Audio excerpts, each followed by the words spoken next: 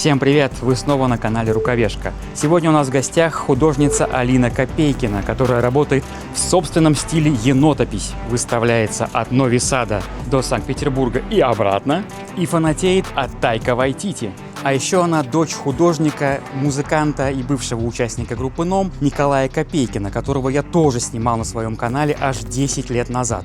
Ссылка на ролик будет в описании. А сегодня мы поговорим об искусстве, покажем вам не экскурсионный Нови Сад или наоборот. У нас тут нет правил, так что погнали. Самое главное, сегодня будет очень много плюшевых животных.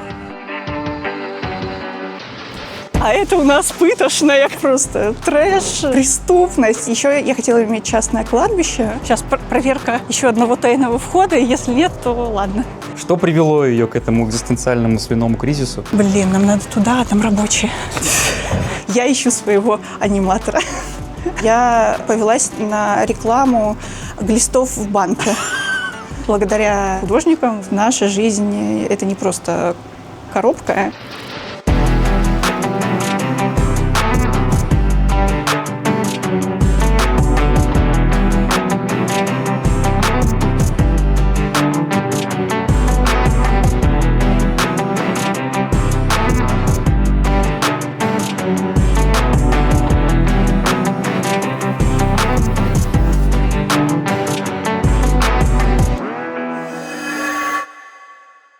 Ну, логично начать интервью с самого начала, то есть с детства. И поскольку я еще и знаком с твоим отцом, художником Николаем Копейкиным, то вот мы объединим два вопроса. Расскажи о своем детстве, как оно прошло. И ты же родилась в Белгороде. Да, все. И когда ты переехала в Петербург? Я родилась в Белгороде. Детство мое прошло в 90-е. Я ребенок 90-х. И детство у меня было, мне кажется, довольно обычное, такое типичное, какое-то, как и у многих детей этого периода. Не очень хорошее, да? Я жил во Всеволожске, это было прям так себе. Когда я начинаю рассказывать маме какие-то истории своего детства, я их рассказываю, как будто оно было и было, а она хватается так за рот и говорит: Господи, а где мы были? Я говорю, на работе там где-то, вот. Есть какой-то пример, какая история, какой-нибудь случай? Родители работали, и как-то так получилось, что однажды маме нужно было выйти на работу, а это были уже, это был перед Новым годом, предновогодние праздники, и мне было лет 5. Она не оставляла меня дома одну, а тут, как-то срочно надо было. И она сказала: Алина, пожалуйста, посиди дома, двери никому не открывай, на улице там просто трэш, какие-то, не знаю, преступность, смотри, украдут, убьют. И еще что, мама у меня юрист. Ага. То есть, она... Совсем не запугала ребенка в этот момент. Четко прошлась по всем моментам, поэтому, двери не хотелось, в принципе, открывать. И я сказала: да, хорошо, включили мне какие-то мультики, и я спокойно сидела, смотрела.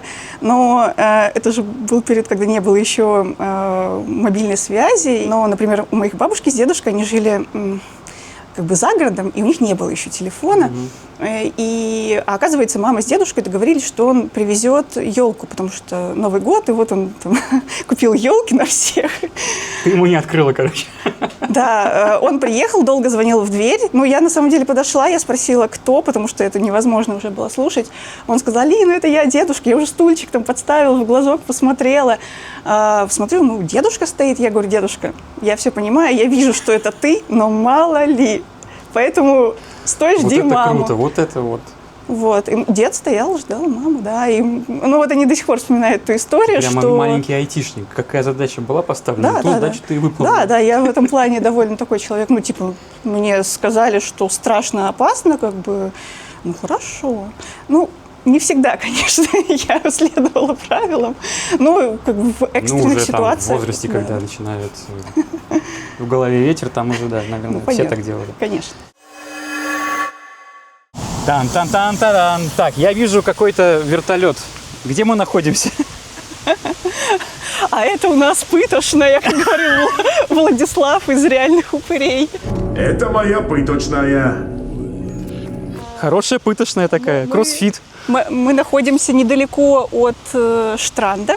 Это парк великолепный в Нови Саде. Мне кажется, одно из первых мест, которые я посетила, когда переехала, потому что я с детства еще занимаюсь волейболом, играю в пляжный волейбол, и вот муж мой тоже занимается. Так как мы переехали практически в летнее время, в конце мая, мы сразу решили найти тут местных волейболистов. Их тоже оказалось аж целое сообщество. Сербия страна спортивная. Да, тут согласен. очень любят и футбол, и волейбол, и баскетбол. Ага, а сербы еще ребята такие рослые. Вот. Ну, то есть для них любой спорт, мне кажется, это как раз их тема.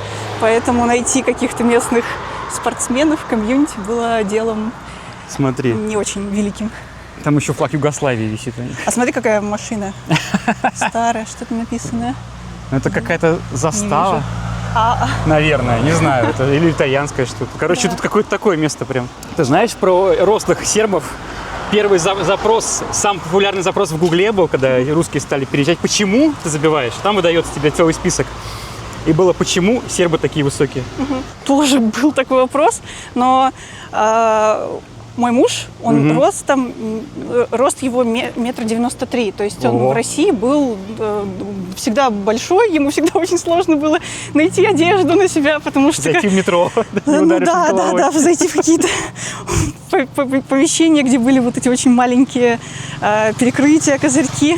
Ну, то есть, да, он был как будто такой высокий. А здесь он впервые сказал, говорит, боже мой, я какого-то среднего роста, потому что все остальные как будто еще на голову меня выше. И даже не только мужчины, но и женщины. Я тут себя совсем карликом ощущаю, потому что мне казалось, что тоже в России я как будто бы даже чуть выше Ну, 1,80 1,80 м, да. 1,75 м. Ну, да, всегда я была какой-то как будто повыше всех, вот высокой, а тут я абсолютно самый маленький человек в этой большой-большой стране. Слушай, а ты же на концерты ходишь, да? Там на Exit я видел фотки, на Да. Рамштайн ты была. Как тебе на концертах стоится вот перед этими спинами огромными? Ой, очень хорошо. На самом Да? деле кажется, что ничего не видно, но при этом люди, ну, они там не набиваются так сильно, как, не знаю, в какие-нибудь залы, где очень мало места и очень много людей, а тут, ну, типа, open air такой. Никто там не прижимается сильно друг к другу, но зато, когда начинается какая-нибудь бодрая музыка, и все начинают прыгать, ну, хорошо бы стоять за какими-нибудь крепкими парнями, потому что они с собой сдерживают других крепких парней, которые, ну, как бы начинают веселиться как могут. Поэтому, на самом деле, очень мне понравились и Exit, и Рамштайн, и вообще какие-то такие... На Exit мы были на Продиджах, и было тяжеловато, потому что там как сельди в банке были все. В этом году. Ну, в предыдущий приезд. А 2022, по-моему, или 23. А в этом году тоже были Продиджи. Да. Я очень люблю Продиджи. И последний раз я была на них в России 10 лет назад, в 2015 году. Ну, то есть у нас юбилей встречи. И было очень хорошо. И тоже как-то мы там встали недалеко от вот этой стойки, где камерамен сидит там и снимает, потому что оттуда всегда обзор такой хороший. И тоже как-то так получилось, что рядом стояли какие-то крепкие, молодые парни, сербы. А впереди нас стояла какая-то забавная пара. И, мне кажется, они были из Европы, потому что они говорили по-английски между собой. Ну, то есть явно это были не сербы, но они были такие, типа, 60+. Ну, то есть они были довольно взрослые люди, но они так веселились. И еще рядом стояли, ну, прямо какие-то вот только что закончившие школу, наверное, может быть, студенты первого курса. То есть они были прямо молодые-молодые. И это было очень интересное впечатление, что музыка, она объединяет вот столько разных поколений в одном месте, и Да, все при этом, ну, как бы веселятся. Это всегда круто, да, выглядит. Это мне очень нравится в музыке, что она такая объединяющая людей. Очень интересно так проследить, насколько Белгород повлиял на твое восприятие искусства, потому что все, что я вижу у тебя, это вот плюшевые какие-нибудь барсуки, которые куда-нибудь шагают. Дичайше мне нравится поросенок, который вышел, значит, в мороз, стоит, смотрит в лес задумчивым взглядом и, видимо, хочет на свободу или что-то. И лихие 90-е. по идее, там это должно быть что-то черное быть, какие-нибудь гопники нарисованы. Есть же даже какой-то художник, который рисует только гопников всяких, там, хтонь, глубинку и прочую. Как так получилось? Такой оксюморон получается. Контраст. Контраст. На самом деле мне очень нравится животный мир, но это прямо вот то, что мне с детства очень нравится. То есть у меня там тоже мои какие-то мечты о какой-нибудь профессии, они тоже всегда что-нибудь такое были про биологию. Вот у меня была любимая книга про мумитролей, мне очень нравился там персонаж Хемуль, который бабочек изучал, просто он ходил по лесу, я обожала его просто. Если там были еще иллюстрации какие-нибудь с ним, я могла часами это разглядывать, мне казалось, это просто идеальная жизнь какая-то. И там с какого-то раннего детства я ходила в детский сад, и у нас был такой какой-то, ну, очень интересный, необычный детский сад в плане всяких кружков и всего такого, и можно было прям выбрать, куда ты хочешь ходить. Ну, кто-то ходил там на танцы, кто-то пел, ходил, кто-то еще что-то делал, ходил. Я пошла на кружок юного натуралиста, потому что я повелась на рекламу глистов в банке. Господи. То есть пришла вот, ну, преподаватель, видимо, которая вела этот кружок, и она была, я ее до сих пор помню, она была, ну, явно она была какой-то, ну, вот из науки человек, дикий ученый, одержимый вот своей этой профессией. Она была похожа на мадам Трелони из «Гарри Поттера», такая в очках тоже, ну, такая вот такая интересная женщина. И она большую часть людей этим отпугнула, что она была какая-то просто вот она тряслась, показывала эти банки, в общем, что-то рассказывала. Но меня еще там несколько детей, которые прямо такие сидели и думали, вот оно, вот об этом мы мечтали. Она прямо поразила в самое сердце, и мы вот до конца детского сада ходили в этот кружок юного натуралиста, то есть вот все, что связано с живой природой, то, что можно потрогать, пощупать, посмотреть, как это, что это, понюхать, это мне очень нравилось, поэтому, наверное, это как-то до сих пор вот красной линией в моем творчестве проходит. Детство влияет на то, чем мы стали, да? Да. Когда я была в поиске тоже какого-то стиля, и хорошую фразу мне сказал папа мой, что ты вспомни просто, что ты обожала в детстве, что тебя вот прямо цепляло и что тебе нравилось, и ну, просто присмотрись к этому, и я думаю, ну, это правда, вот, что действительно меня как-то интересовало очень, я любила это в детстве, это был вот животный мир, и я через него стала рисовать, и, видимо, это нашло какой-то выход, отклик вообще любых каких-то явлений, проблем социальных и просто жизненных, и просто каких-то жизненных историй, оно нашло именно вот в этом животном мире. Я недавно видела аистов. Это, если честно, это был самый лучший день. Я аистов видела один раз в жизни, проезжая в поезде куда-то в сторону Беларуси. И я увидела этого аиста, и почему-то у меня из моего клуба юных натуралистов детского воспоминания, ну, какое-то просто, типа, примета, что аист – это на счастье, если ты его увидишь, и что он редкий, там, и, в общем, редко где можно увидеть аиста. И тут недавно ехала я на поезде в Белград, и проезжали, вот только-только отъехали от Нови Сада. Нам туда. Вот. И проезжаем, значит, реку, какие-то кусты, вот что-то вроде как здесь. И тут я вижу в кустах просто две такие попы белые с хвостиками, и ноги торчат. И я смотрю, они это типа лежали аисты. вот так, что ли? Да, они туда как-то пытались углубиться.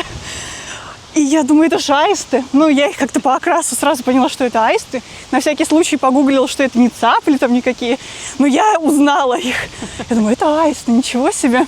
Реально, самый лучший день был в Сербии. Здесь же, слушай, вот под Нови Садом, с той стороны Дуная, есть какая-то деревня, где живут аисты. Да, туда тоже все русы весной, в начале лета ходили, смотрели на аистов. Как в Кикинду на сов. Да, я, кстати, и на сов ездила смотреть. А куда ты еще, кстати, ездила в Сербии? Где была? В Кикинде была, смотрела на сов? Да. Ну, здесь недалеко, на Фрушке, в Сремских Карловицах. Но в целом Вещь. все вблизи, да? Так Да, все получается? вблизи, потому По что, Воеводине. да, я вот, к сожалению, не водитель, вот, а мне кажется, интересно ехать на машине и смотреть, ну, много чего можно объехать. Ну да, я тоже не машине. водитель и многое упускаю. И поэтому пока что многое не получается, но очень хочется. Мы не теряем надежды. Если у меня спрашивали, кем ты хотела стать, я называю очень-очень много всяких профессий, начиная от мушкетера и заканчивая судмедэкспертом. Вот. И еще я хотела иметь частное кладбище. Вот, В каком потому что, возрасте? ну, в подростковом, наверное, лет там в 12. Мы с друзьями. Дело в том, что моя бабушка жила недалеко от центрального кладбища, и все дети, которые там обитали, они так и иначе были детьми работников этого кладбища. Поэтому эта тема воспринималась, ну, вот тоже так, как оно и должно быть. И иногда мы там, ну, в общем, как-то размышляли о своем будущем, закапывая какую-нибудь собаку, которая умерла у кого-то во дворе, и думали, что, ну, хорошо бы вот такая бизнес-идея у нас была, может быть, кладбище домашних животных. Вот. Ну, это о том, кем ты хотела стать. То есть, но в этом списке никогда не было, например, ничего связанного там, с журналистикой и ничего связанного с художником, например, с художественной деятельностью. А по факту я поступала на 2 факультета, на изобразительное искусство и на журфак. На журфак у меня баллы оказались получше. Я выбирала просто между тем, что я постоянно делаю. Ну, то есть как бы и вот что-то записывать, и что-то зарисовывать. Это просто мой способ если ты не хотела? Изучения мира. Вот в любой сфере, что меня интересовало, я постоянно что-нибудь там писала об этом и что-нибудь, скетчи какие-нибудь делала про это. Ну, то есть, и комикс, и роман. Вот так получается. Ну, да? типа того. Ну, то есть это просто были какие-то мои обычные повседневные дела, вот. И так получилось, что я училась и на журналиста, а потом и на художника. Но ты изначально не собиралась, правильно я понял? Я никогда не собиралась. Почему подала именно туда? Не на Ну, математика там какого-нибудь? ну вот я какой-то явный гуманитарий была, видимо. Ага. Ну, то есть с математикой, с какими-то точными науками всегда было как-то похуже. Ну, я неплохо училась, но именно вот каких-то способностей в математике, там, в физике, в чем-то таком точно не было. А вот русский язык, там, литература, история, это, пожалуйста, Понимаю, всегда. понимаю. И как получилось, что ты поехала-то в Петербург? Я закончила обучение в университете, и так получилось, что на журфаке у нас с первого курса всегда была практика, вот, а с 3-го курса я попробовала пройти ее в Петербурге. Ну, и так я попала, в общем, на телевидение, и как-то я вот пару лет туда ездила и уже там прижилась, можно сказать. Так. Да, и как раз когда я переезжала, как раз была открыта вакансия, и, собственно, я там подалась и стала там работать. Ну, то есть я переезжала, грубо говоря, и по любви, и по работе, все карты сошлись. Так, это какое-то странное место прямо. Продажа льда вот есть. Так. Главное, что это не военная зона. Все остальное. Надеюсь, нет, но вроде бы это просто пристань, тут лодочки. А там за забором волейбольные площадки, где мы играем. А тут вот местные сербы поставили свои небольшие бары, и с утра они тут сидят. Это вот бары? Вот это бары. Вот это хижина, это бар. Ну... И вот они тут с утра уже чуть свет, и я у ваших ног. А, ты здесь ходишь, получается, вот туда, да? Я вот здесь между. Прохожу всегда, и вот там площадки. Площадка. Как это все аутентично выглядит? То есть вот те площадки. Смотри, прям. там площадка. Да. Там даже, возможно, какие-то уставшие спортсмены лежат в тени, отдыхают. Сейчас очень жарко, В такую погоду, конечно, поэтому да. никто не играет. Обычно И напротив вот это. Да. А это портал в ад. Короче, мы между добром и злом считаем. Я тут посидел, кстати. С одной стороны спорт, с другой стороны бары. Ну, ты типа позанимался спортом и пошел пивка выпить. Ну да. Таков путь. Великая сербская идея. Да. Где вход? А там лодки. Там лодки. Ну, пойдем спустимся, посмотрим. Довольно красиво. почему никто не катается на этих лодках? То есть они тут стоят и стоят. Очень Может быть, редко. они, не знаю, в 5 утра? Не знаю, может быть, конечно, они выходят там рыбу ловить. Но я расспрашивала у знакомой сербки, и она говорит, что для нее это тоже загадка, почему, типа, нет никаких, например, прогулок на этих лодках. Ну, то есть в Питере-то, мне кажется, тут каждая лодка была бы использована во благо туриста. А здесь почему-то нет, а их много, просто огромное количество. Гром в раю. Дунай пустой, катайся, не хочу. Ну, я не знаю, может быть, есть какие-то ограничения, может быть, там... Ну, в смысле, то зачем? Нельзя кататься по Дунаю. Есть ограничения. В общем, сложный вопрос не только для меня, но и для сербов местных. Как родилась твоя енотопись? Что повлияло на создание этой серии? И второй вопрос, который меня очень сильно интересует. Почему все персонажи у тебя такие плюшево упитанные? То есть, что там русалы, кстати, один из них очень похож на Колю Копейкина. Что вот эти лисы необъятные, пушистые, почему они все такие, как... Большие. Их прям хочется пожамкать. Ну, енотопись, на самом деле, это просто, наверное, первый персонаж из этой шарообразной серии, который был, поэтому просто смешное слово, оно так родилось, а еще оно уже было, я как-то шутила на тему, что вот есть там живописцы, есть графики, а я енотописец. Ну, это было забавно просто. И еще я помню, однажды со мной познакомился один художник, аниматор, и он итальянец, и он говорит, по-английски, но у него, в общем, была какая-то история, почему он стал русский. Учитывали, у него там девушка была из России, вот он подучивал русский. Ну, как-то вот он просто хотел немножечко какого-нибудь общения, хотя бы там онлайн на русском. И он мне на русском написал: «Привет, ты тоже художник». Вот, я, как-то представился, вполне себе внятно. И я думаю: о, ничего себе, иностранец так хорошо пишет по-русски. И я говорю: да, привет, я Алина, я тоже художник. И он спрашивает: а в каком жанре ты работаешь? Я говорю: а я енотописец. И он сразу: вот, После этого больше мы ни разу не общались на русском, потому что он сказал, что все, я сломала ему мозг просто этим, и окей, давай, на английском. Нужно ему было на электросилу съездить, там гидроэлектроподъемник, слово написано, вот там вообще нормально. Но я ему попыталась объяснить, что это такое выдуманное слово, и он такой: о, боже мой, crazy Russian language. Это просто был мой самый первый персонаж из этой серии. Он же кругленький был такой, да? Да, и поэтому в честь него мы, так просто слово это само нарисовалось, и вот. И почему кругленький? Почему кругленький? Мне кажется, что как-то вот именно этот персонаж пришел от моей прабабушки. Она на него похожа. Ну, вот она просто тоже такая была. Да? Ну да, такая крупненькая женщина. Такая вот она, особенно если она в каком-нибудь пальто или шубе была, вот она такая прямо пушистая.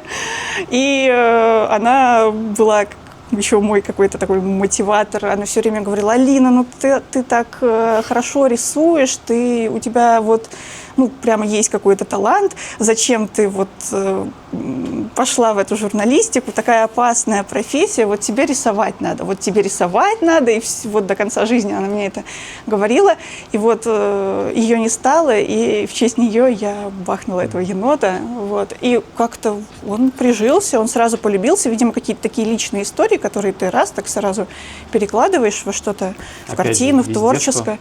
Да. И, плюс она настоящая, не то, что ты сидишь там долго придумываешь этого персонажа, а вот он так плавненько просто вышел из каких-то твоих там воспоминаний, переживаний. И он был, такой, он всем очень понравился, моим друзьям, каким-то людям, которые как-то сразу вдруг этого енота стали там себе сохранять, говорить, какой он классный, какой он крутой. Хотя, мне кажется, это был еще не пик популярности енотов. Мне кажется, енот, у них был прямо супер пик популярности. Буквально, когда 5 назад. Когда вышел фильм марвеловский, где был енот. Стражи Галактики. Стражи Галактики. Вот после ракеты еноты типа, очень взлетели. Ну, там он не такой, он там просто... Да, но сам Поджарый.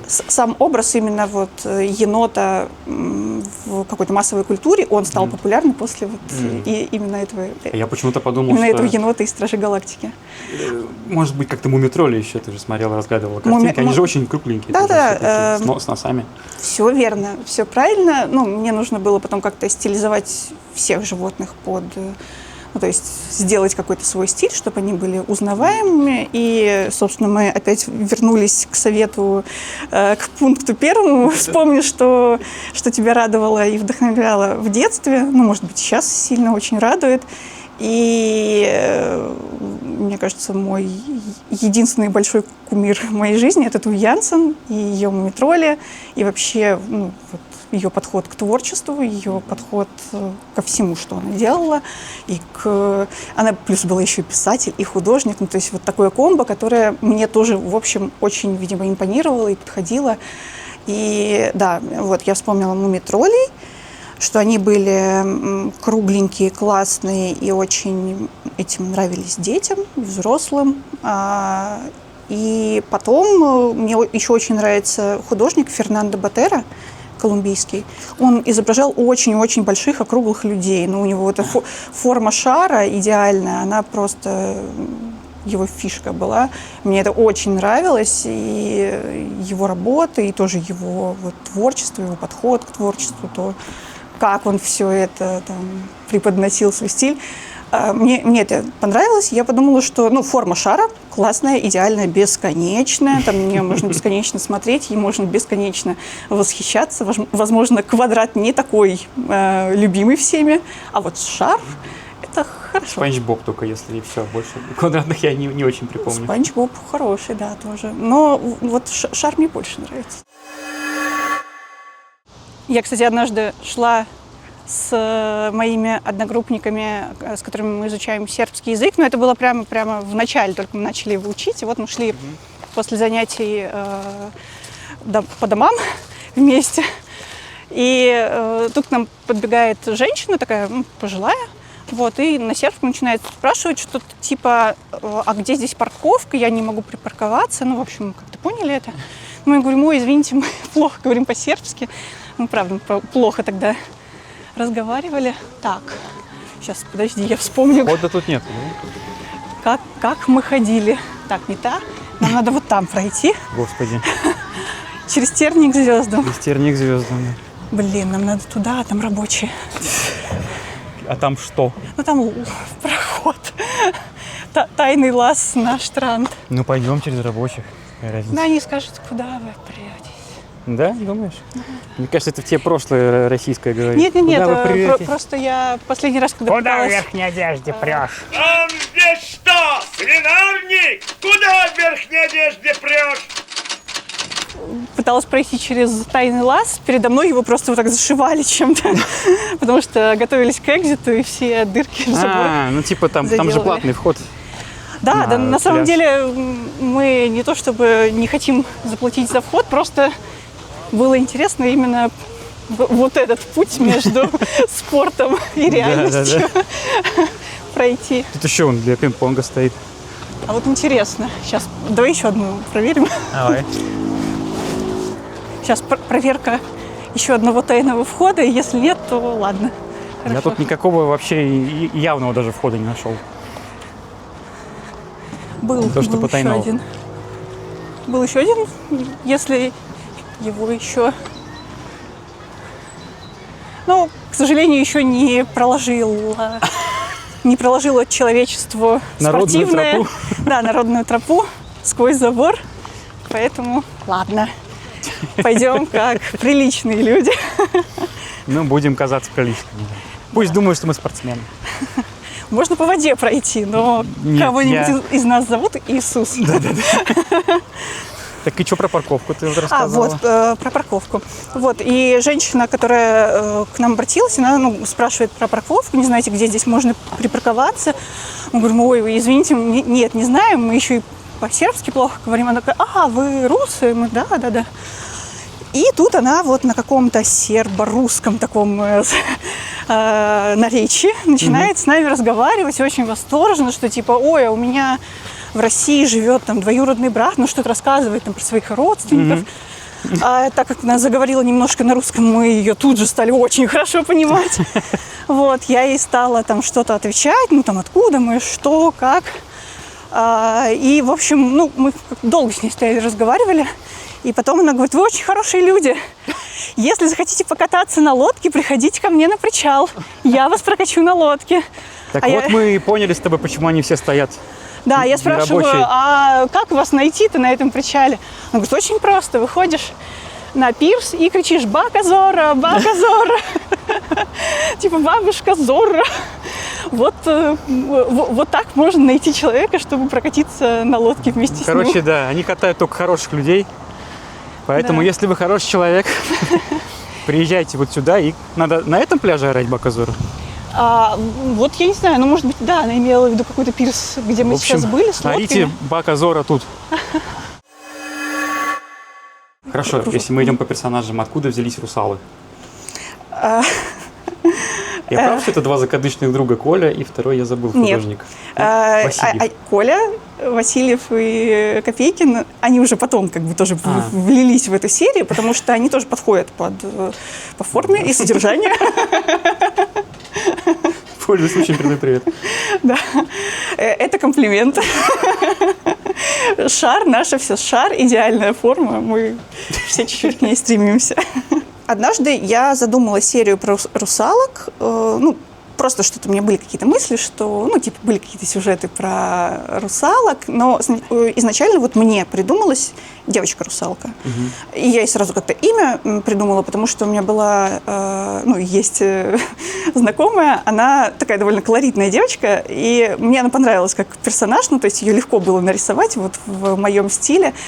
И я придумала это как-то в ночи, вот. Захожу, мой муж сидел там, тоже что-то работал в ночи, и я у него спрашиваю: слушай, а вот как ты думаешь, если я вот быстренько сейчас нарисую русалку Ксению?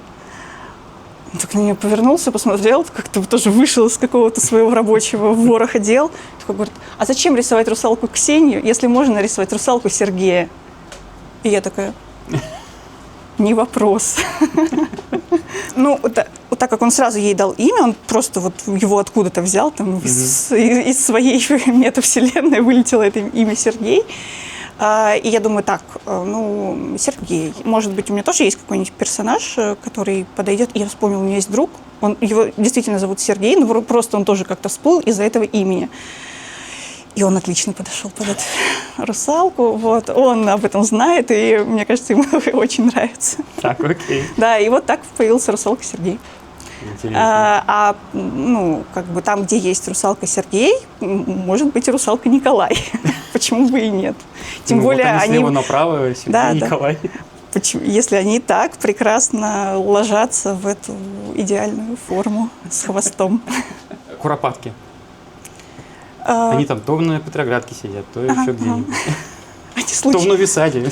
Ну, они все время как будто были такими не главными персонажами в моих картинах. Ну, то есть они как будто бы иногда фигурировали в тандеме с лисой и с лисом, и там все время какие-нибудь шутки обыгрывались, что лис без конца хочет их съесть. Ну, собственно, как это и в жизни бывает. Они там ковид переживали в норе с гречей.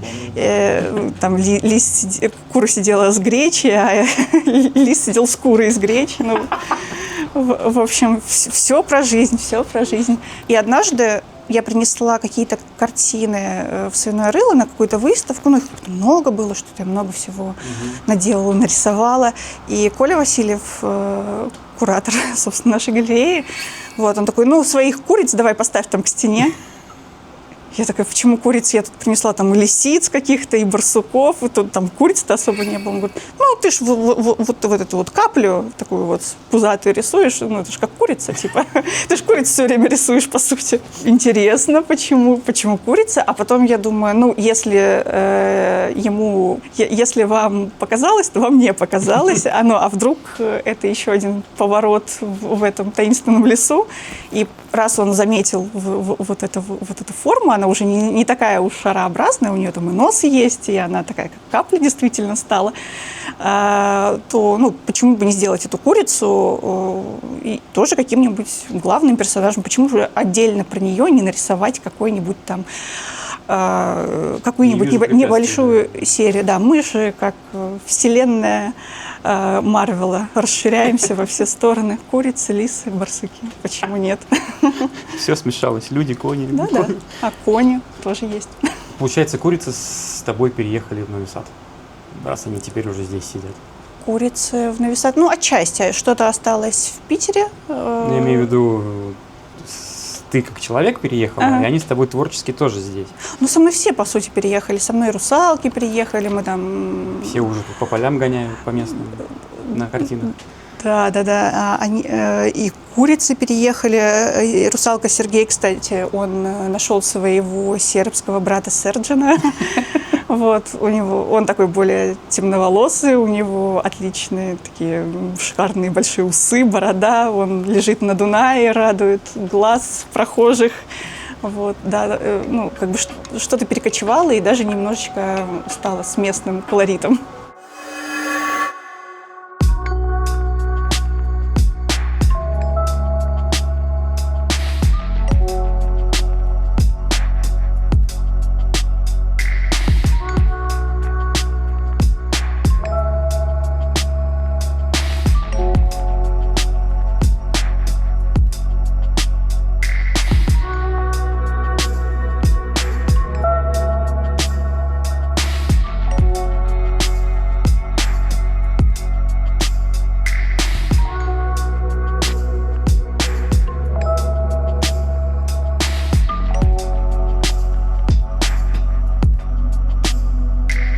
Там, кстати, есть вот эти спортивные скамейки, они в тени. Вот там мы проходили, да? Мы пытались зайти. И там никого нет.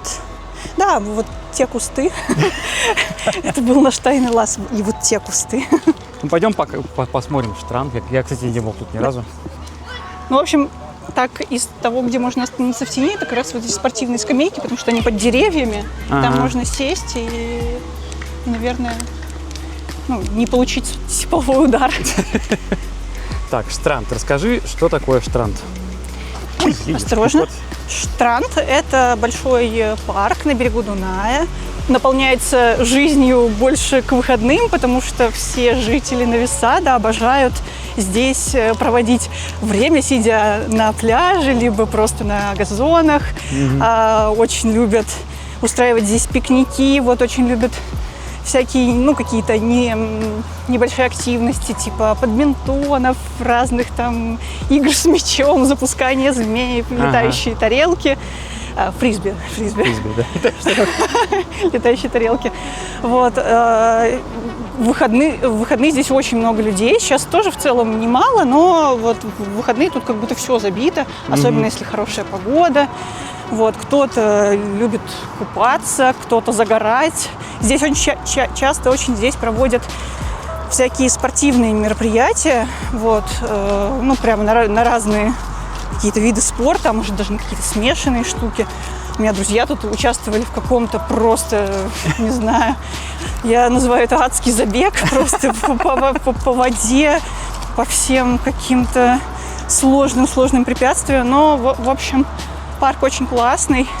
Вот, я сама сюда хожу, пару раз в неделю играть в пляжный волейбол на площадках, потому что здесь очень хорошо оборудованы площадки, классный песочек.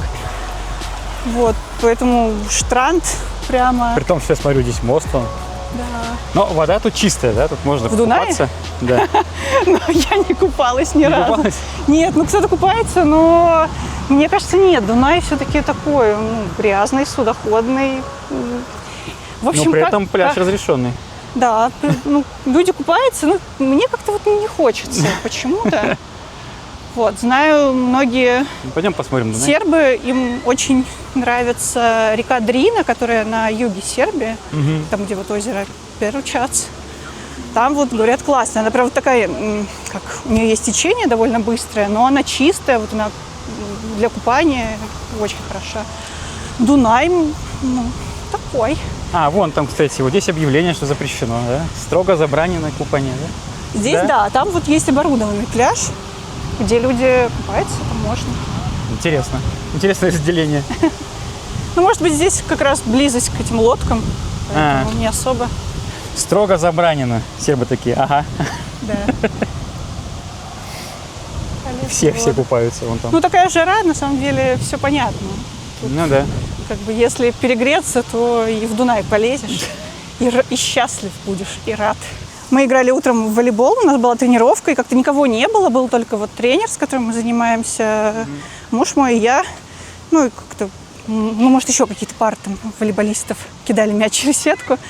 И тут из кустов вышел какой-то мужчина, ну, он был весь красный, как будто он очень долго лежал где-то на пляже, заснул и обгорел. В общем, больно на него было смотреть. И он подошел, и в руках у него была лейка, наполненная водой. Это было очень странно, как какой-то кадр из артхаусного фильма. Вот, и у меня там улетел куда-то мяч, я как-то к нему подошла, и он спросил, есть ли у меня таблетка от головы. Я сказала, нет, только мяч. Он такой, ой-ой-ой, застонал и пошел лежать на лавочку, где у тренирующихся лежат вещи там всякие. И он лежал на этой лавочке, осторожно впереди уже, перекатывался с боку на бок, стонал. Но он уснул на пляже, у него похмелье. Ну да. Я уже говорю, типа, тренеру и вот мужу, я говорю, слушайте, ну как-то человеку кажется плохо, не надо ли нам позвонить в скорую? Они говорят, по-моему, у него похмелье просто, и не надо было спать на пляже. Я говорю, ну, как бы то ни было, все равно страдает, видите, человек. Но после чего он так картинно очень пострадал, а потом встал, понял, что на него уже не обращают внимания, полил себя из лейки и гордо ушел в кусты. Вот Это прям, да. такое это было пересечение миров. как особенность национальной охоты, когда там чернокожий вышел из кустов. У вас таблетка головы есть? Простите, мне, право, неудобно беспокоить вас, но у меня трубы горят. Вот, это было то же самое, только в Сербии. Ты никогда не думала сделать, например, продолжить свои работы уже в виде анимации? Сделать мультик с сюжетом. Вот, например, экзистенциальная свинья, как я ее назвал, которая стоит и смотрит в лес. Что привело ее к этому экзистенциальному свиному кризису? Как она пришла к этому забору? Почему она смотрит в лес? Может, там кто-то ее обидел, а кто-то, может, из леса выйдет. Мне уже интересно просто проследить ее путь до этого долбанного забора. Ну, вот конкретно про эту свинью картина называлась «Be Wild», типа свинья, которая всю жизнь живет в своем сарае, и вот она под Новый год или там под Рождество выходит и смотрит на лес. Ну, как бы ей хочется, она думает, что вот там лучше. Ну, вот, Тема иммиграции тоже, кстати. Да. Такая последовательность. И мне кажется, эта свинья как раз, она тоже была нарисована в ковид, и когда мы все сидели по домам, и вот у меня там парочка точно было свиней, которые одна там в окошко смотрит с грустью и тоской, хочет на улицу, а вторая вот эта зимняя свинья, которая в лес хочет, потому что ей кажется, что вот там-то она заживет, там-то настоящая Вот жизнь. хотелось бы целую, как она пошла, как она там, не знаю, встретила волка. Не думала вот как-то, и ты к тому же еще и писатель, сделать сюжет, сделать мультик? Думаю над этим, ну, в смысле, что это очень хорошая идея, не то чтобы я о ней никогда не думала, конечно, это было у меня, но я, так как я художник, я не занимаюсь анимацией, но однажды мы разговаривали с прекрасной одной петербургской художницей Алисой Юфой, как-то на каком-то там открытии выставки, и она как раз, у нее был какой-то коллаб с аниматорами, и они прямо целый мультфильм сделали, и он был такой классный, он назывался «Бабульник», вот, мне очень понравился. «Бабульник» я даже помню, Да. там, по-моему, участвовала еще Наталья Мирзаян, жена моего одного из лучших друзей. Да, скорее всего.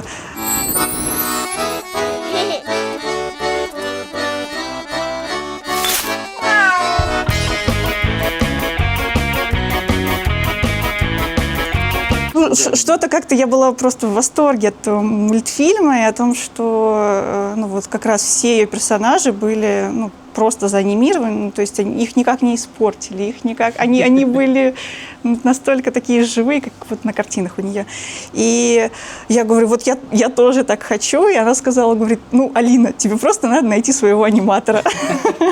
Ну, то есть я была просто, я делала свою работу, я была художником, вот я их рисовала, вот, мы работали в тандеме, что нужен аниматор, поэтому я ищу своего аниматора. Здравствуйте. Так, сидя вот здесь на песочке, скажи, пожалуйста, как тебе, как трижды переехавшему человеку, сначала с юга на север, потом... Четырежды. Я еще в Азию переезжала. Хорошо. А человека, переехавшего по дуге вот так вот с юга на север и снова на юг, как тебе погода в Нови Саде? У меня есть ощущение, что я рисую все круглое, и чтобы оно вот закольцовывалось и двигалось по кругу, а в жизни я двигаюсь по какому-то квадрату просто. И как будто где-то я уже это видел, так как мой родной город Белгород, он находится гораздо южнее, чем Санкт-Петербург. У нас тоже очень жаркое лето было постоянно. Ну, в детстве как-то просто это не замечаешь и к этому привыкаешь и просто живешь, а уже потом, когда постарше становишься, тебе все время жарко, тебе все время как-то вот душно и неприятно, и некомфортно. А я вообще зиму люблю. Я вот тот человек, который обожает зиму, все, чтобы попрохладнее. В душе я какая-то змея.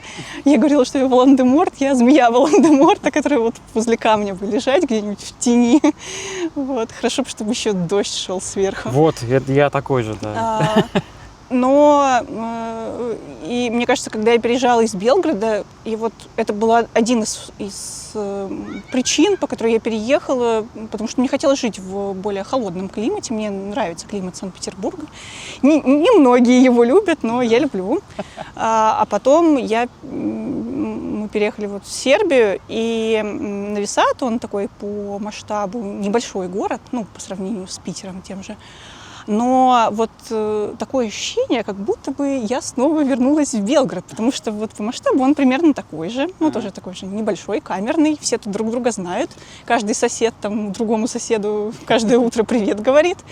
И вот эта летняя жара, это, конечно, отдельный вид искусства какого-то, но первое лето я как-то еще, ну так, вот все время сравнивала, говорила, вот да, я это видела уже. Второе лето было невыносимо жаркое, ну я просто уже не знала, на какую холодную стену залезть. А это лето как будто такое, ну, жаркое, но есть периодически... Ты, может, уже просто акклиматизировалась? Может быть, потому что я приехала, не так давно я приезжала в Питер, и я попала вот на те самые 2 недели, когда там тоже было очень жарко, плюс там еще влажно, и все эти плюс 30 ощущаются как плюс 130, и ты как огурец такой в теплице просто ходишь. То есть на улице хорошо, но вот заходишь в помещение и душно-душно, потому что кондиционеров нигде нет, потому что город, наоборот, холодный, зачем они нужны? Вот. Здесь все наоборот, здесь на улице жарко-жарко, душно, но во всех помещениях обычно есть какие-нибудь кондиционеры, и, в общем, как-то люди обустроили свою жизнь так, чтобы жилось комфортно. Слушай, ну ты еще в Белграде пожила, да? В Белграде. Когда переехала в Сербию. Ты где жила? Сразу поехала в Нови Сад? Мы как-то не сразу переехали в Нови Сад. На самом деле мы сюда приехали просто однажды в гости к нашему приятелю, который уже переехал в Сербию. И это были какие-то новогодние праздники, и сюда еще приехали наши друзья, которые уже давно живут в Финляндии. Ну, в общем, у нас какая-то встреча была старых друзей, и было так классно. И Нови Сад, он же такой... особенно зимой он превращается в этот пряничный город, как такой прямо классный. Все эти ярмарки рождественские, там всякие новогодние. Ну, то есть он прямо город-праздник, я его всегда так называю, и нам он очень понравился.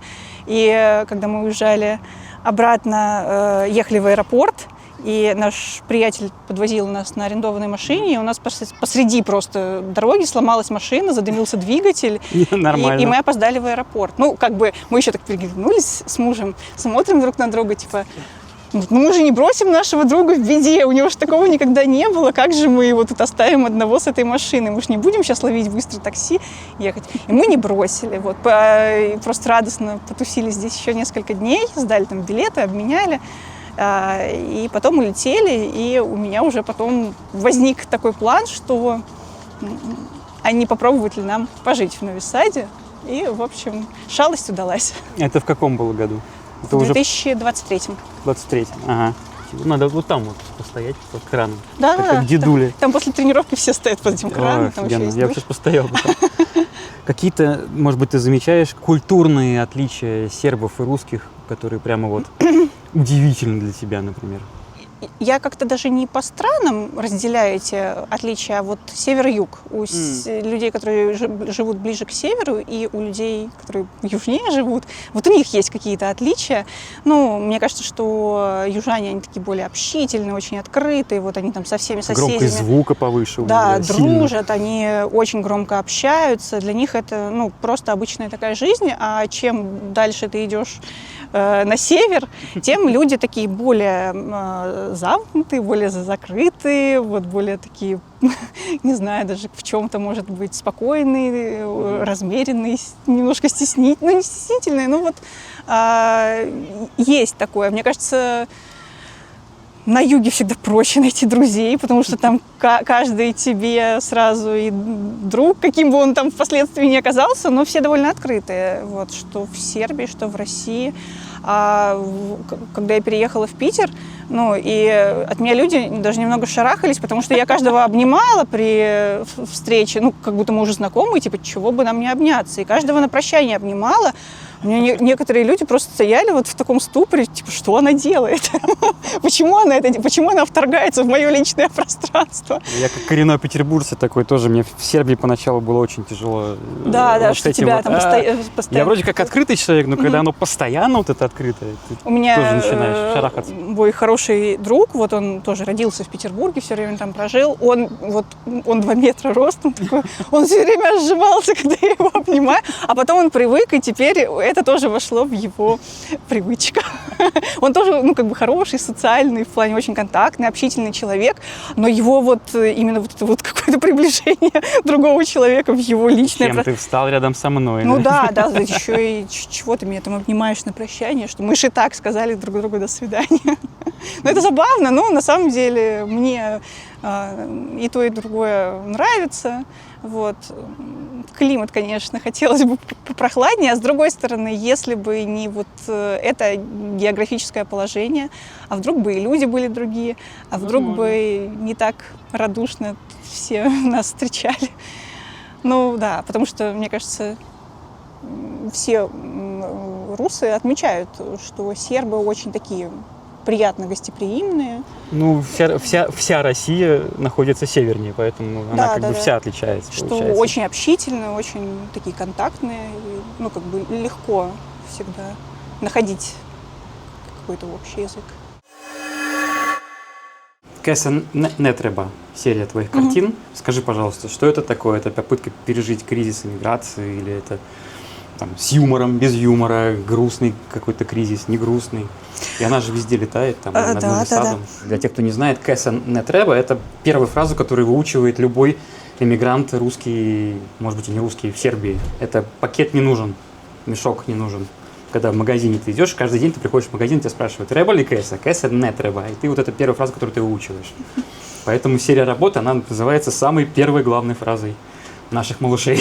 Вот, казалось бы, эта фраза, она на поверхности, то есть прямо это первое, что может прийти в голову. И у меня эта «Кеса не треба» возникла.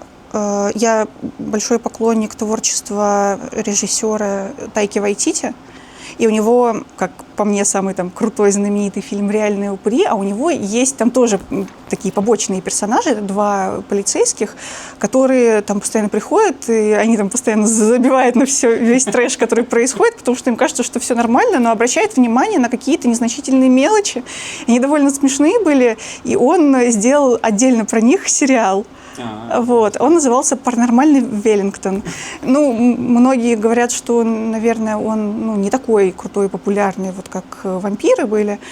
Но мне очень нравится этот сериал, просто вот, одного, мне кажется, порядка, потому что он такой же абсурдный, смешной, и мы там с мужем постоянно смеялись с момента, когда этот отдел полиции, их вызывали на всякие дела, ну, вот паранормальные, там, что-то не так, ну, и именно не на преступления какие-то, там, убийства, грабежи и прочее, а именно вот что-то непонятное творится. И однажды их вызвали, и они такие говорят, что мы приехали на место происшествия, нас вызвали, потому что человеку тут показалось, что здесь летает привидение, а это был пакет. Мы получили ряд жалоб от местных жильцов на нечто необычное и необъяснимое. Возможно, это призрак. Мы ищем бледную прозрачную фигуру, пугающую парящую на задворках парковки. Но, как выяснилось позже, суть происходящего не сверхъестественная. Нет, это был пластиковый пакет. Я не знаю, нам так очень-очень нравится этот момент с этим пакетом. Это реально был пакет? Да, и нам показывают такой пакет просто в воздухе, пластиковый, беленький, летает. И я как-то, ну, когда мы просто впервые это увидели, мы так смеялись почему-то с этого, и я себе там в свой блокнот записок сумасшедшего там записала, что вот про пакет хороший сюжет, типа просто прилетящий пакет, классный сюжет. Вот, а тут я в Сербии, значит, и вот эта Кеса не треба, и я, значит, открываю свой блокнот, думаю, пакет, вот, пакет, вспомнился мне пакет. И он начал летать. Да, я подумала, что какая же хорошая, наверное, будет серия, если я нарисую путешествие пакета по Балканам. Ну, просто пусть оно будет такое философское какое-то размышление об жизни в другой стране. Вот. А где он летал у тебя? В Нови Саде, я помню, на фоне Сначала он башни. начал в Белграде летать, вот, потом в Нови Саде. Ну, потом я стала еще придумать, что, ну, как бы вся эта жизнь необычная, точнее, необычная жизнь каких-то обычных вещей, ну, можно не только пакет, вот у меня еще есть красный флаг, который там над морем развивается. Ну, я так в процессе, я продолжаю эту серию, надеюсь, что она будет большая, и я сделаю какую-нибудь выставку прямо из нее, она мне очень нравится. Условно называю «Красота по-балкански», потому что люди, которые увидели этот пакет, сказали, что вот им это напомнило какой-то момент из фильма «Красота по-американски». Но я, к сожалению, его не смотрела, поэтому ну, я вот не могу четко оценить это. По-балкански, да. Да, да, но я подумала, что ну, раз красота по-американски, то по-балкански, вот, а потом, когда еще стал появляться красный флаг, и что-то у меня еще там, какие-то идеи были, не только про пакет, но тоже про какие-то вещи, вот, я думаю, ну вот они все там по ветру парят, может быть, это хроники ветра какие-нибудь, что, может быть, у них будет какой-нибудь дневник каждого, там, что типа вот день первый, пакет в Белграде. Был Валево, да?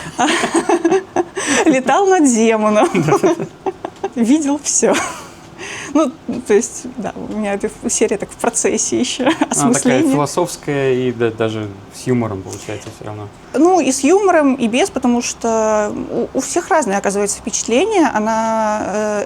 Эта Кеса, она понравилась и русам, и сербам, и, оказывается, сербы вообще какие-то другие смыслы туда закладывают. Ну, конечно. Они все время там делятся этим. Однажды мне сербка сказала, что она так смеялась с этого пакета, потому что она какое-то время работала в супермаркете, и она постоянно наблюдала людей, которым Кеса не треба, а потом всю эту кучу вещей они тащат в руках, там падают, у них все разбивается, разливается, и она не поняла, почему она им не треба, если у них столько вещей. Ну, такие, да, у каждого свое детство, опять же, свои какие-то события в стране, и все это. Да. А еще у меня была выставка в кофейне Пенджер, и вот ее владелица Юля рассказывала, что тут была выставка, и к ним зашел парень, а он не серб и не рус, он, вот боюсь соврать, уже не помню, типа из какой-то восточной страны.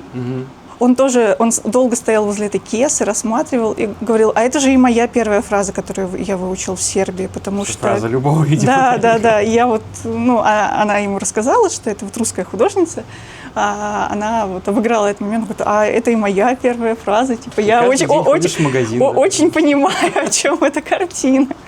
Так, хорошо, наша любимая рубрика «Подарки». Это тоже записывается, да? Да. Это еще одна Кеса. Да, раз уж мы заговорили про Кесу, это тебе, Анатолий. Это Вот как раз, да. Кеса. Это Земун, да? Да. А это шопер. С этой Класс. картинкой, и на ней написано «Кеса не треба». Возможно, ты будешь ходить с ней в магазин, и кеса тебе действительно будет не треба. Блин, это очень круто. Блин, спасибо тебе большое. Ну, пожалуйста. Теперь мне кэса точно не Ну треба, вот потому что такая кэса. Избавили несколько... Поколений от мусора Да, и какие-то кесы от путешествий по воздуху, по Земуну. Да. по Земле. А это у нас получается там что у нас? Там Дунай, да? Да, Дунай. Так, куда мы пришли? Мы сейчас подходим к фабрике. Расскажи нашим зрителям, что такое фабрика, пожалуйста. Фабрика, мне кажется, если проводить аналогию, мне почему-то кажется, что это что-то вроде наших этажей. Да, возможно, или возможно. что у нас еще есть. Ну, в общем, такое хипстерское арт-пространство Да. в старой фабрике. Собственно, Старой потому оно и фабрике. называется фабрика. Вот, там расположены какие-то небольшие галереи, ну, такие новомодные. Какие-то выставочные пространства, в смысле, что там проводят, ну, не только выставки, но еще какие-то ярмарки.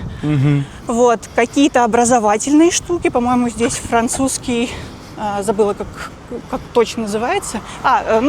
Французский институт, и вот тоже их помещение, где они проводят какие-то образовательные курсы, вот, и выставки в том числе. Ну, то есть такие... Но на фабрике ты пока не выставлялась. Нет, пока что нет. Надо исправлять эту оплошность, мне кажется. Да, но мне кажется, там довольно большие выставочные пространства, насколько я видела. Надо сделать что-нибудь такое масштабное тогда для фабрики. Ну, как-то мне кажется, Помнишь, что... как твой папа рисовал битву снеговиков огромную Ну, картину? это эпичное полотно. Оно там, Надо не такого знаю, вот Рублева тоже 3 выдать. на 4, наверное, оно огромное. Ну, Да-да-да. это невероятно. Он его очень долго рисовал. Это прям очень большая работа. Ну вот, нарисовать его всю стену. Хотелось бы повторить эту невероятную работу. Ну, надеюсь, когда-нибудь Ну да, обязательно вся жизнь впереди, все, конечно. что-нибудь в таком же масштабе попробую сделать. Тут даже кириллицей написано «дистрикт». Да.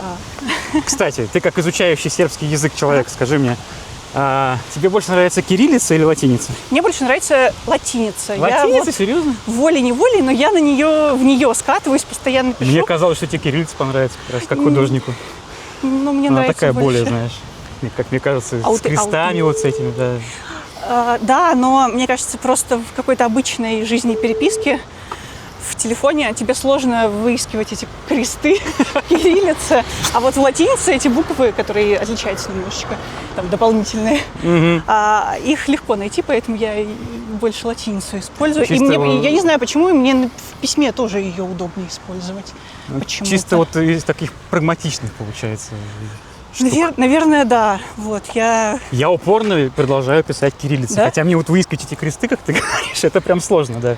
Там Мне другое даже расположение букв. Потому... Мне даже читать почему-то удобнее латиница, чем кириллица. Я не знаю почему, хотя, по-русски это удобно. Ну да. Только один вариант. То есть, не знаю, почему-то мне вот латиница больше нравится. Но я знаю, что люди, изучающие сербский, вот они на два вида делятся. Адепты латиницы и адепты кириллицы. Потом мы проходим красиво расписанный дистрикт. Тут просто каждая Причем они стена... меняются, да, я смотрю? Потому что в там раньше был граффити. Джимми Хендрикс сзади. Да? Да. Я уже не видела, получается, его. Получается, меняются. Он у меня в видео про Новый Сад есть. Если что. Слона-то я и не приметила. Ну, ничего. Не, меняются, похоже, да. Ну да, как То будто есть вот эта замазывают и зеленая рисуют. стена была полностью, наверное, что-то будут дорисовывать. Сравнила с этажами, а у этажей какие-то такие более высокие. Мне больше напоминает какие-то московские вот эти вот штуки. Типа Я завод вот «Флакон». Московских вообще не в курсе. Я Москву не очень просто люблю. Да и я тоже не ездил то, чтобы туда. большой фанат, но вот там, где я была, там тоже они всякие вот эти вот старые фабрики. И они вот примерно такого же типа. Ну, то есть они не многоэтажные, Ага. а вот какие-то такие, там, первый этаж, и, может быть, есть какой-то мансардный этаж. Ну, то есть прямо такие цеха какие-то небольшие. Да. Они или переоборудуют какие-то склады, или что-то такое, да. под фабрику, господи, под фабрику, Под хипстеров. Под хипстеров, да. Раз мы заговорили про выставки, ты выставлялась вот в этой кофейне. Да. А где ты еще здесь выставлялась? Потому что, насколько я понимаю, там в России-то у тебя было гораздо побольше выставок, в том же Сыном Рыле, например. Какая-нибудь женская выставка, например. Ну да. Но я и в Сыном Рыле, в общем-то, начинала с женской выставки. В общем, как и все художницы, они заходят в Сыное Рыло через женскую выставку. И в Сыном Рыле, там, получается, каждые 3 недели новая выставка. Ну, по крайней мере, раньше было так. И всегда мы готовились просто как-то основательно, потому что, не знаю, кто-то там рисовал, может, по 1-2 картинки. Я сразу рисовала 10, небольшие, но 10. Что, по всему помещению? Чтобы чтобы тема уже была раскрыта. То есть я там и очень многие там художники, художницы привыкли прямо ударно так работать, прямо, серия так серия, 10 картинок, так 10, пожалуйста. Потому что в Сыном Рыле мы еще любим плотненькую такую развеску, чтобы много всего было. Мы не любим, чтобы одна картинка на одной стене висела. Нет, это не наш стиль. Наш стиль побольше всего. Не Рублев, да? Да, чтобы можно было посмотреть много сразу, чтобы не зря ты шел на 5-й этаж. Да, без лифта. Сюда я приехала, у меня просто была какая-то еще прямо очень такая продолжительная работа. Я делала очень-очень много там всяких заказов, картин и всего прочего. То есть я сначала даже вообще не задумывалась ни про выставки, ни про что. Просто я жила, работала, И уже прошло, не знаю, полгода, наверное, как-то так. Может, даже чуть больше. И сюда переехала одна моя знакомая из Питера, тоже художница. И мы с ней как-то списались, она такая, ты тоже здесь живешь, в общем, нашли друг друга. И она говорит, а где ты здесь выставляешься, а где ты уже участвовала, а где ты что? Я такая, я не знаю. Я ходила в Бруно. Я еще в Бруно, я даже до Бруно не дошла. То есть я прямо никуда не ходила, я просто, не знаю, я только ходила от бойку на песку. Играла в волейбол, тренировалась, рисовала все, что нужно было нарисовать. И как-то пока не задумывалась ни о каких выставках. И я думаю, и что? И она, в общем, вопрос-то по делу задает.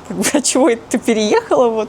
Нигде не выставлялась. Я у нее спросила, что там она уже, куда, где побывала наша разведка. Может быть, она что-то знает. И она мне там что-то рассказала, добавила меня, в какие-то художественные чаты, которые здесь были. А тут большое, оказывается, художественное сообщество и в Нови Саде, и в Белграде. Тут прямо... Многие выставляются здесь, в фабрике, я знаю.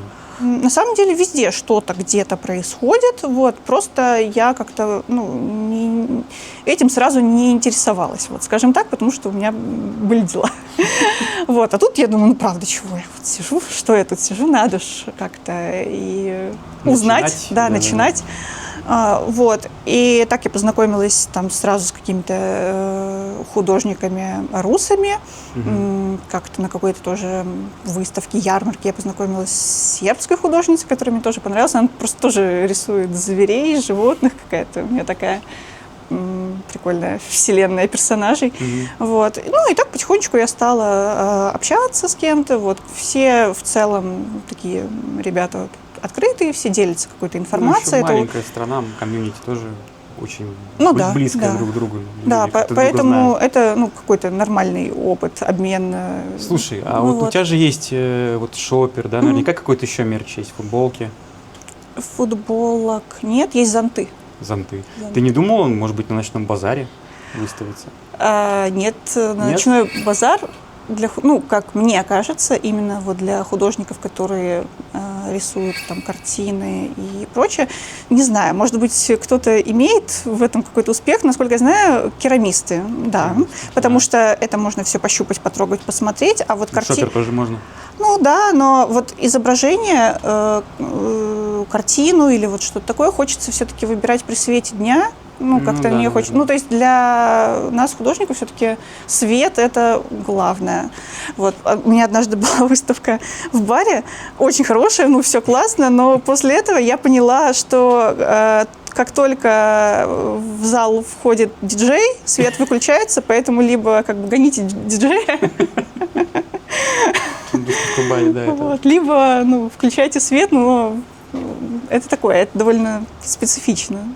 Вот, то есть, ну, под это тоже можно подстроиться, если там какой-нибудь ты художник, который со световыми штуками работает, но это наоборот. Это уже диджитал такой. Это арт. наоборот, наверное, будет плюс. А если ты, ну, какой-то более-менее там в традиционной технике работаешь, картины на стенах, но это всегда минус. Вот, поэтому ночной базар в плане того, что хочется посмотреть при свете дня, немножко проигрышный. Какие-нибудь арт, может быть, есть? Да, базары, да. Есть и такие арт-базары, которые проходят днем. Ну, это более интересная история, конечно. Мне кажется, просто ночной базар вот, ну, именно Ну, мне не подходит. Про но... праздник, да. Да, и плюс, мне кажется, он такой больше, да, про какое-то Ну, раз мы веселье, затронули, праздник. кстати, диджитал, да, искусство.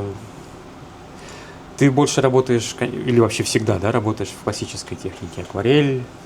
Нет, я работаю и в классической технике, я пишу картины акрилом, и еще я делаю какие-то диджитал, иллюстрации, постеры.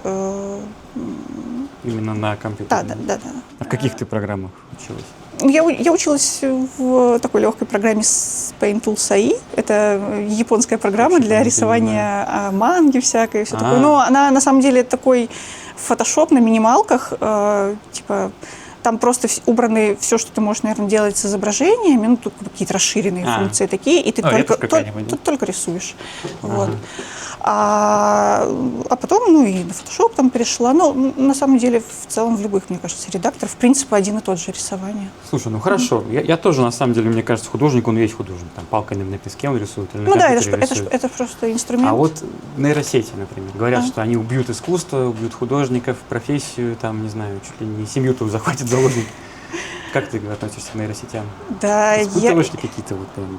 Боже, я, наверное, Волан-де-Морт в этом плане, что я как бы могу разорваться на 7 частей. Ну, в смысле, я во всем этом ковыряюсь потихонечку, мне интересно. Ну, типа, для меня это все новые инструменты, вот, поэтому я стараюсь их познавать. Ну, я могу залипнуть в освоении палки-копалки, этих лопат и нейросетей вообще просто очень надолго. Мне нравится это все изучать. Совершенно правильная позиция, потому что ты даже истерично орешь какой-то на арт-стейшене было, по-моему. Да? Бойкот объявляли, значит, АИ.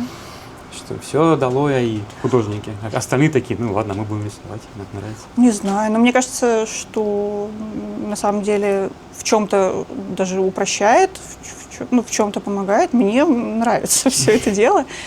Вот. И уже проводятся и даже какие-то выставки по АИ, по созданиям картин. Да мне кажется, на самом деле, не знаю, если ты неплохой художник, то ты, наверное, сможешь неплохо управлять всем этим. То есть даже если ты станешь оператором АИ, если у тебя есть какие-то мысли, идеи, если ты умеешь там как-то научишься создавать все эти промпты и прочее, возможно, это вообще станет для тебя каким-то новым направлением. Ну, я в целом ничего такого не вижу. Мне кажется, если бы первобытные люди тут все нам поорали, ах, вы позабыли наскальную живопись, а вот граффити, а это все ваши новшества от лукавого. Мы бы, наверное, пальцем у виска прокрутили и сказали, ребята, ну вы чего? Так, здравствуйте, мумитроли. А ты часто ездишь в Петербург? Я так понимаю, ты живешь сейчас между двумя странами, между Россией и Сербией.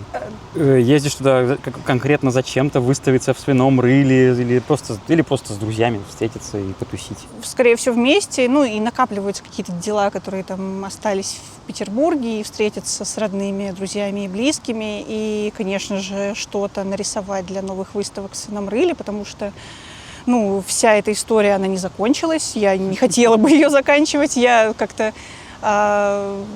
Мне даже нравится, наверное, то, что я как человек, который любит расширять вселенную персонажей и все такое, скорее всего, мне даже нравится мысль, что теперь, я вот не просто, у меня закончилась та жизнь, началась эта жизнь, нет, у меня просто расширилась география моего творчества, что я могу и здесь выставляться, творить, и что и в Питере все как будто тоже продолжается, и там тоже продолжаются выставки, и галерея продолжает жить, и да, вот, поэтому... А часто ты ездишь?